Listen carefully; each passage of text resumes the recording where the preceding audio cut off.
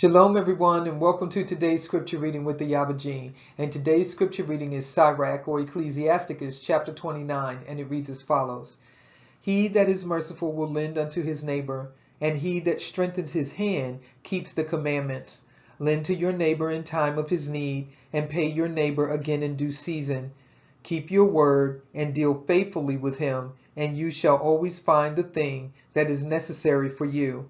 Many, when a thing was lent them, reckoned it to be found, and put them to trouble that helped them.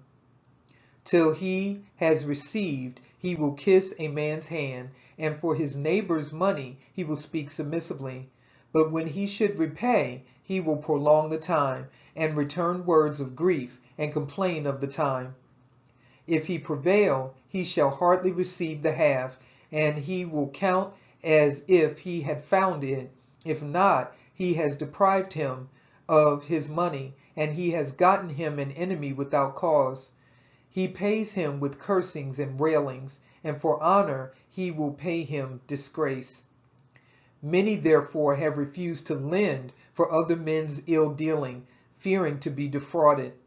Yet have you patience with a man in poor estate, and delay not to show him mercy.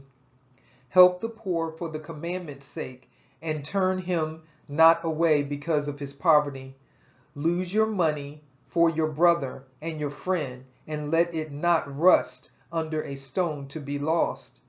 Lay up your treasure according to the commandments of El Elyon, and it shall bring you more profit than gold.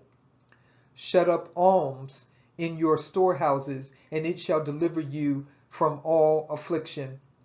It shall fight for you against your enemies, better than a mighty shield and strong spear. An honest man is surety for his neighbor, but he that is impudent will forsake him. Forget not the friendship of your surety, for he has given his life for you.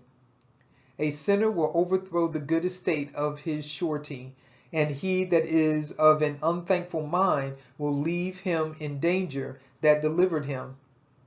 Suretyship has undone many of good estate, and shaken them as a wave of the sea. Mighty men has it driven from their houses, so that they wandered among strange nations. A wicked man transgressing the commandments of Yahuwah shall fall into suretyship, and he that undertakes and follows other men's business for gain shall fall into suits.